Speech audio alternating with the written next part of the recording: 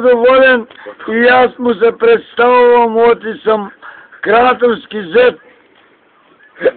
А сите ме знам, а децата не знам. Молим. Я съм добър. Сега съм у пензия и нямам много маки.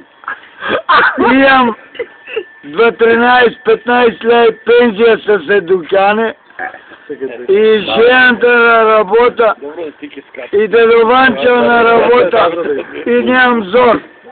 Не може така да биде.